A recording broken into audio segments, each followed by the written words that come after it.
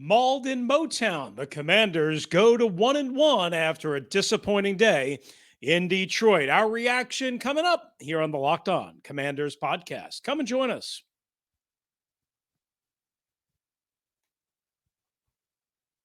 You are Locked On Commanders, your daily podcast on the Washington Commanders. Part of the Locked On Podcast Network, your team every day.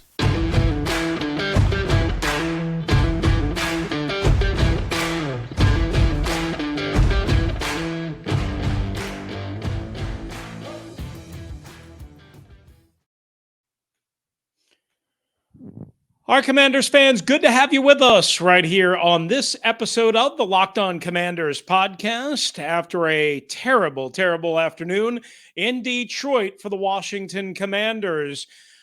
I'm Chris Russell. Good to have you again with us. We are your daily podcast covering the Washington Commanders, free and available on all platforms, including YouTube and the WUSA 9 Plus app, your CBS affiliate in Washington, D.C. They have a new streaming app that's a game changer for local news and sports in the DMV. Why don't you go and download the WUSA 9 Plus app from your Roku or Amazon Fire TV stick. We are part of the Locked On Podcast Network, your team every day. My partner, David Harrison, is on special assignment in New Orleans with the Tampa Bay Buccaneers. Meanwhile, you're stuck with me. Hi, how are you? I'm Chris Russell, one half of the Russell and Medhurst show on the Team 980, which you can find live Monday through Friday, 9 a.m. to noon or anytime, along with this show on the Audacy app. Today's episode of Locked On Commanders is presented by Prize Picks. Prize Picks is daily fantasy made easy. Pick between 2 and 5 players, and if they score more or less than their Prize Picks projection, you can win up to 10 times your money on your entry. First-time users can receive a 100% instant deposit match up to $100 with the promo code Locked On. That's prizepicks.com and use the promo code Locked On. All right, so away we go. Listen, I wish I could come in here and talk about a 2-0 start. I knew it wasn't going to be easy. I picked the Lions to win, and that they did, and that's our main storyline and how we kick off the show on this post-game into Monday edition, and this will serve, again, as our full Monday edition. The Commanders lose 36-27 at Ford Field in Detroit. They put in a nice comeback effort, sure, in the second half, but listen, guys, I'm just going to shoot straight, whether you like it or not. Many of you don't like honesty. Many of you don't like honesty. Many of you think I'm an idiot and you think I'm too harsh and whatever. You're wrong, but many of you don't like honesty. Some of you do. Don't be fooled. 36-27 doesn't sound all that bad, even though it was on the road, even though it was the Detroit Lions. Yeah, the team that was on Hard Knocks. Yes, the team that had the number 2 overall pick. Listen, the score is what it is, but it certainly was not that close in reality. It didn't feel that close. And maybe that's a matter of semantics, but this team was completely manhandled and outclassed in almost every way by a team that's not more talented than them across the board, and arguably isn't better than them, although today they were. And maybe they are. Maybe they are. Maybe the Lions are better than the Commanders. But a team that played with their hair on fire and with a much, much, much greater sense of urgency. A team that did not want to go 0-2 at home, which is what I feared, a scenario that I feared. David and I talked about that. I know Pete and I talk about it on the radio all the time. We got a lot of time to kill, right? This Commanders team, I thought, seemed, and so did the fan base, very content, very fat, rich, and happy. And who am I to call anybody by the first term, right? But my point being is, it felt like, oh, hey, we won week 1. We're great. We're awesome. We scored 28 points. In reality, as we said post-game edition last week from FedEx Field and throughout the week, the Jacksonville Jaguars really beat themselves.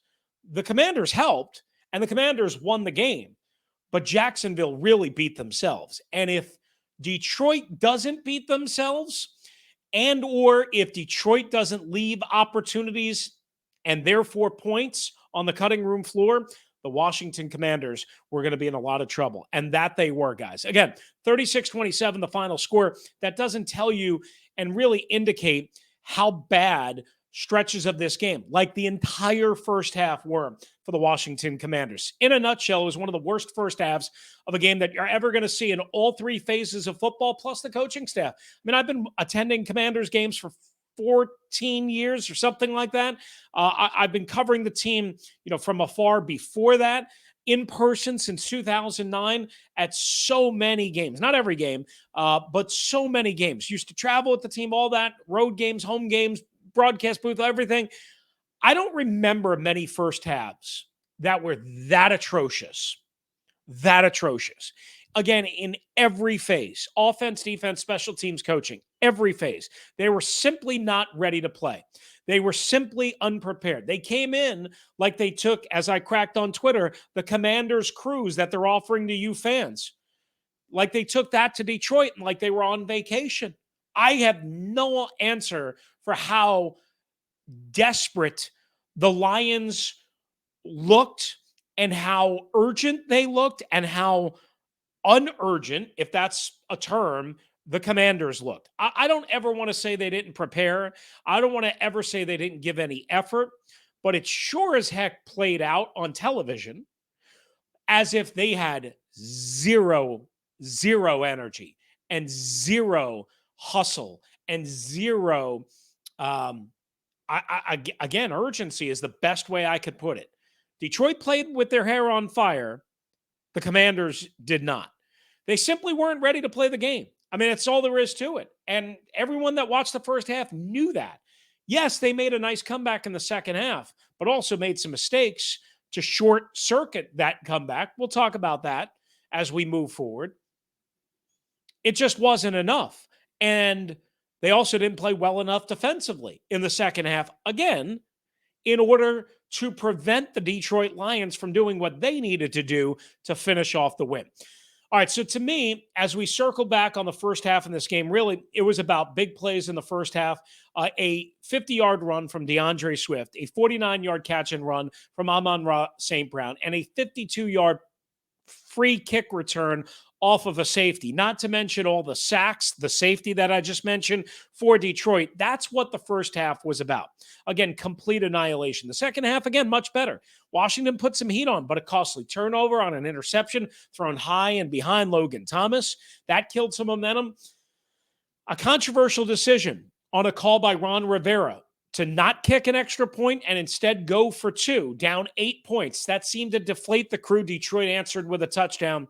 And really the play of the game, which was just backbreaking, a 3rd and 15, 22-yard catch, fall, and run by DeAndre Swift on, again, 3rd and 15, in which Jack Del Rio decided to blitz both Cole Holcomb and Jamin Davis, and he almost got home. Jamin Davis was right in Jared Goff's face on 3rd and 15, and there was no linebackers on the field when DeAndre Swift fell. And after catching the football, after it was just barely over the fingertips of Daron Payne. Somebody said Daron Payne deflected it. I didn't see that, but maybe he did. Whatever.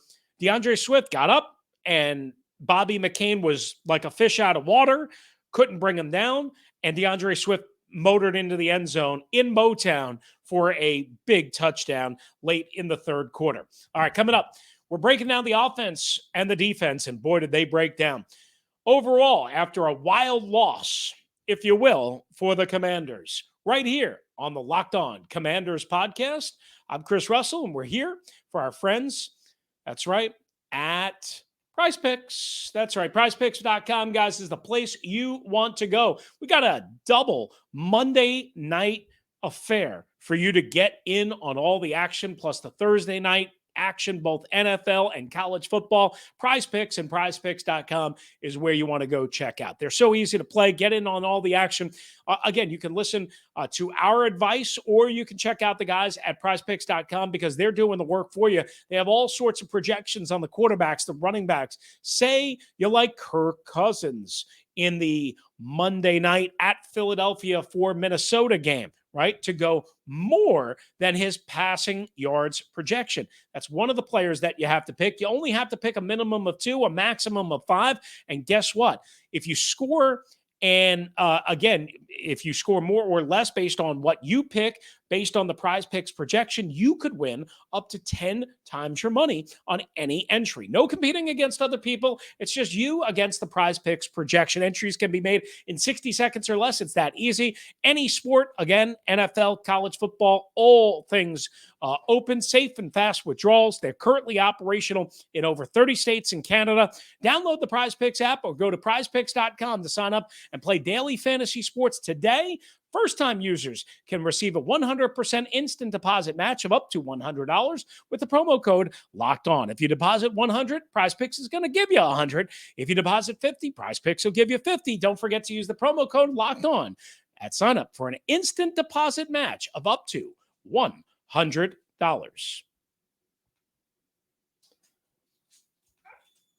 All right, guys, we are back with you on the Locked On Commanders podcast. Thanks for being with us after a disappointing day in Detroit, and thanks for making us your first listen and your first view each and every day. All right, so for my offensive takeaways, here we go. Listen, the second half, again, was much better. We'll get to that in a sec. The pass protection in the first half and Carson Wentz, to some degree, were absolutely brutal. They were ambushed.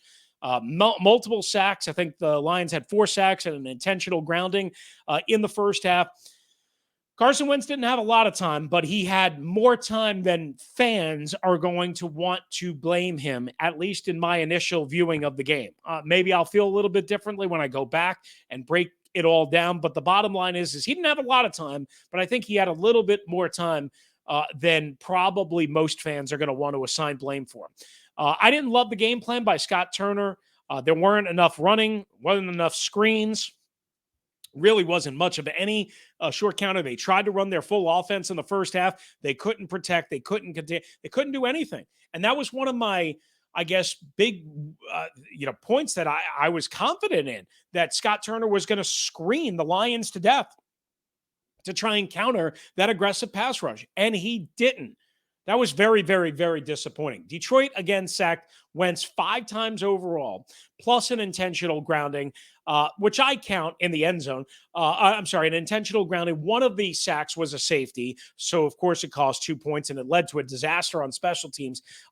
So, to me, I counted basically as 6 sacks. Aiden Hutchinson, the number 2 overall pick, had 3 sacks for a loss of 15 yards. It was Charles Leno. It was Sam Cosmi. It was stunts and twists up the middle. It was everything. Now, the pass protection got way better in the second half, and therefore, go figure, the offense was a lot better. The comeback attempt was nice. Jahan Dotson is the real deal. I think we all know that. Look at the route he ran and the move he made on the inside corner, the slot corner, for his 1-yard touchdown. You're going to love it. If you weren't paying close attention, man, what shake and bake. Oh, that was so good. And he went up and climbed the ladder a little bit. Jahan Dotson is the real deal now. 3 touchdowns in 2 games for the rookie out of Penn State. 4 catches for 59 yards on 5 targets, including a 40-yard catch as well that keyed the first drive of the third quarter, which is where the Commanders actually woke up on offense. The Commanders also had a neat-looking H-back wing jet sweep, 4th down and deep in their own territory, conversion to Terry McLaurin. Love the play design, love the play call. It was pretty bold and aggressive and gutsy for Ron Rivera to do it, and that, of course, is similar to Ron Rivera's style. They don't comb the riverboat for no reason. Also love the beautiful wheel route touchdown out of the backfield and the protection on the right side for Curtis Samuel, who took a pop right after crossing the goal line. It was just not enough to overcome. All right, let's quickly go through the defensive takeaways. Again, this was the most gnarly part of the game. Excuse the term. It was. The Commanders' defense, I mean, the only way we could say it is just brutal in too many spots. They were carved and shredded like a brick of mozzarella with the grater, right? Everybody knows what that is. But listen, they forced a field goal early. They also held on 1st and goal inside the 10 on a 4th down incomplete. Those 2 things alone should have been like, hey, we're here to play. Jamin Davis got a big sack on the first 3rd down play of the game. I think it was an 11-yard loss for Jared Goff. And yet, as the game went on, they couldn't cover Amon-Ra St. Brown. They couldn't stop DeAndre Swift.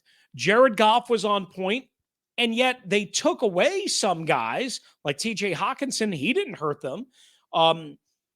And yet the Lions were able to dictate and dominate while missing their starting Pro Bowl center in Frank Ragnow and also their starting left guard. And their right guard, who was expected to start, has already been out. So they were missing basically their entire interior offensive line. They gave up big play after big play after big play. The 49-yarder against Benjamin St-Juste and William Jackson III for Amon-Ra St. Brown, which led to, I think, a field goal. The touchdown by ASB against William Jackson III. The DeAndre Swift touchdown catch and run that we kind of mentioned earlier. A huge 50-yard run again by Swift early in the game, almost untouched. Look, Jamin Davis played pretty well on first check. Again, I mentioned the sack on third down early, a couple of passes defended, one in the end zone. All right, maybe he would have been beat with a better throw, but he was there. One away from the play on the first and goal stop. It actually came on second down. And then he had a run stop on second down.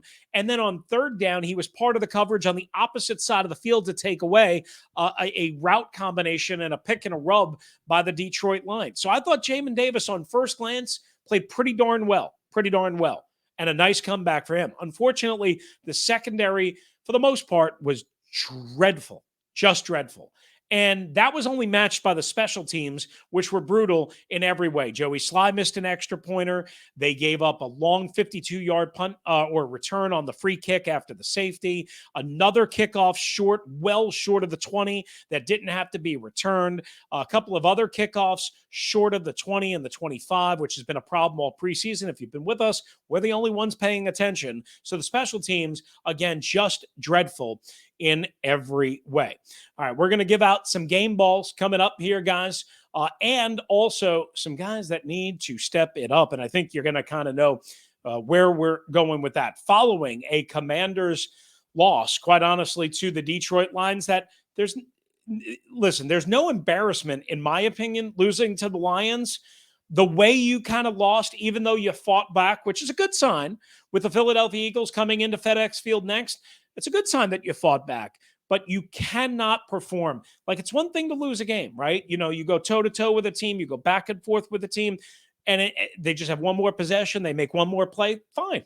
That's understandable. They get paid too. They're good, or they have the potential to be good. That's not what the type of loss this was. That's the problem. That's not what this loss really represented. And if you think that's what we're talking about, then you and I have to go to the eye doctor, because you're watching a very, very different game than me. Maybe it's me, but maybe it's you. 36-27, the final game ball's coming up. And who needs to step it up as the Washington Commanders return home for the Philadelphia Eagles in week 3 at FedEx Field? That's coming up next right here on the Locked On Commanders podcast. But first, we tell you about our friends at Turo. Turo, what are they? They're the world's largest car-sharing marketplace. That's right, car sharing. With Turo, you can book any car you want, wherever you want it, from a community of local hosts. You know, one time I tried to, before I knew about Turo, I tried to rent a car at the Orlando International Airport. My flight was delayed in getting in. I didn't get in until about 1:30 in the morning. Maybe it was 2 o'clock in the morning. I sat in a car rental line for 3.5 hours.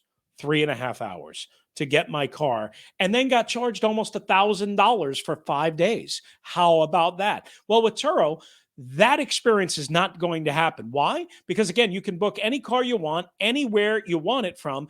Again, from our community of local hosts, you browse a huge selection of vehicles for just about any occasion or budget across the U.S., Canada, and the U.K. What you want to do is you can maybe book a spacious SUV for the family, or a minivan, or a classic or luxury car for a special event, a birthday, or a holiday. Maybe David is going to do that later on this week when it is his birthday. Test drive that new electric vehicle that you've had your eye on to see how it fits into your everyday life and whether it can be your mode of transportation. Many Turo hosts can even deliver the car right to you. Every trip is backed by liability insurance, I should say. Terms and conditions and exclusions apply. Again, ditch the boring rental cars and find your drive at Turo.com. That's Turo, Turo.com.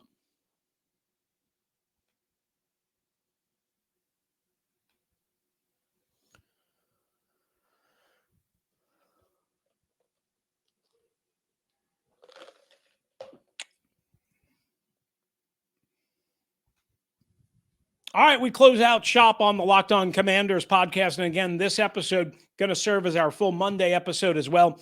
David is scheduled to come back with a solo episode for Monday night into Tuesday. The Washington Commanders lose 36-27 in Detroit. Mauled in Motown is our subtitle heading and our headline for the day. They will host the Philadelphia Eagles Sunday afternoon at FedEx Field in Week 3. The Eagles playing on Monday night against Kirk Cousins and the Minnesota Vikings. All right, so let's do this. Game balls and then some guys that need to step it up as we wrap up shop. All right, so Jahan Dotson, as we mentioned, again, a 40-yard catch to ignite the rally, if you will, on the first drive of the third quarter. The 1-yard touchdown catch, you are never going to see a prettier 1-yard touchdown catch in your life. Not so much the catch itself, but the route, the get off, the shake and bake, the move that he makes on the inside slot corner and then goes up and climbs the ladder and snatches it over another defender. Oh my, is Jahan Dotson. So far through 2 games, everything that the Commanders could have hoped for, wanted, loved, saw, and that all the analysts in the NFL draft community missed because he didn't play with a great quarterback and because he's small and diminutive. Doesn't mean he can't shake you.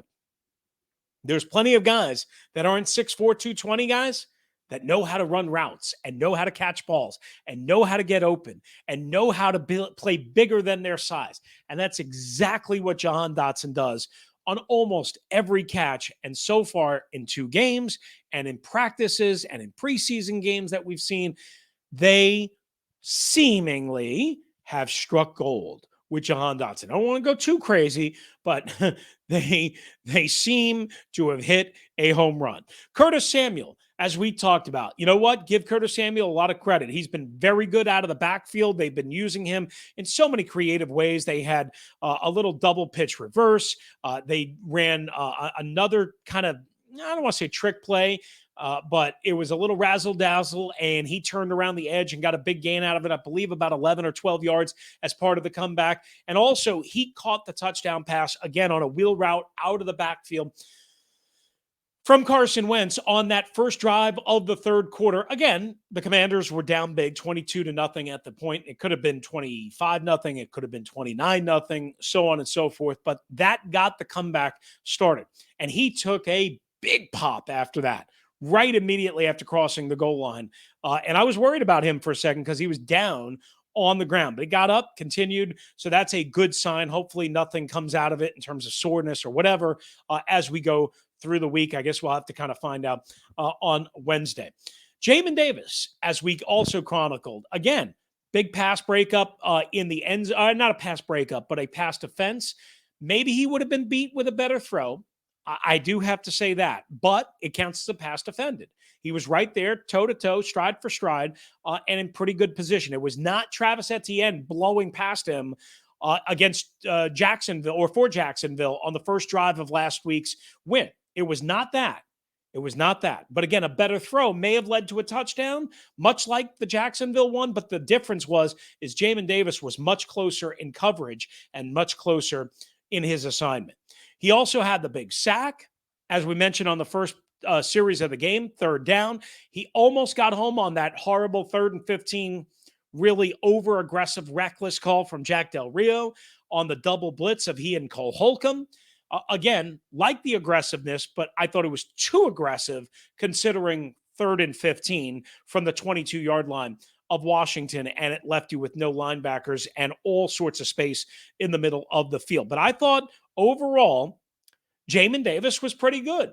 Again, first glance. Maybe I'll see stuff I didn't like or I didn't remember or I didn't like. I had to do a lot of radio during the game, the entire second half of the game for the Team 980 and 106.7 The Fan in DC as part of our game day coverage. So maybe I missed something that I'll find when I pick through the tape throughout the week. But for right now, I'm going to go with Jamin Davis as a game ball, along with Jahan Dotson, Curtis Samuel. Sure, there were others. I mean, Terry McLaurin played an integral role in the second half. Carson Wentz, you can certainly make an argument, made the big comeback, threw some absolute seeds. There is no denying that the Washington Commanders are never out of a game with Carson Wentz.